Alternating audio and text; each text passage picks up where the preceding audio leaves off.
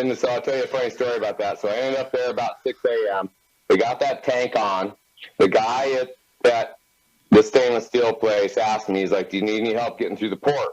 And I was like, no, I'll be fine. Not worried about it, because I was thinking I'll leave at night. It'll be closed. I'll make it through it, no problem. I know where everything is, going through Nebraska and cutting down Colorado. I wouldn't have any issues. And I wasn't running a log at all. And where I was a trucker at for most of this 18 years, I didn't have to run a log because I was within 100 aeronautical miles.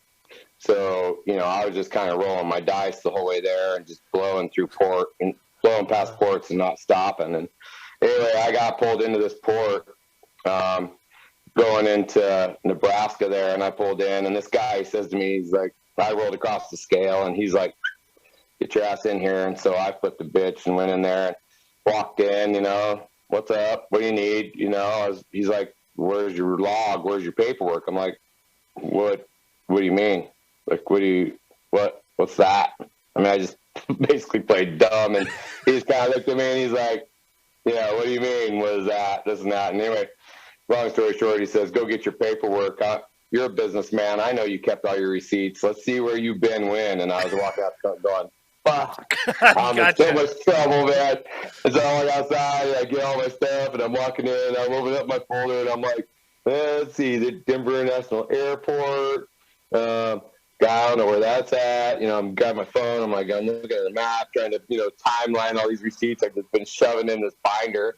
I haven't kept any order of nothing. And he's on the phone, okay, yeah.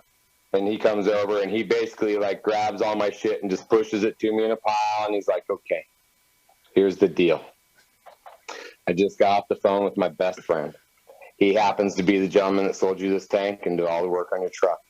Next time someone asks you if you need help getting through a port, you might take them up on it. He says, here's the deal.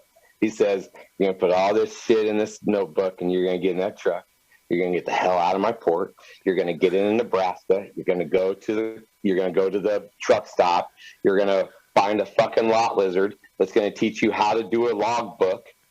And you're going to start running the log because I'm calling ahead, and you're going to have it set from here.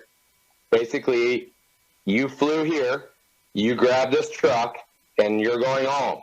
And that's how your log better be written, because I'm calling every place there is in Nebraska, and I'm going to make sure that you're getting kept tabs on, and I'm going to find you if you don't do what I say.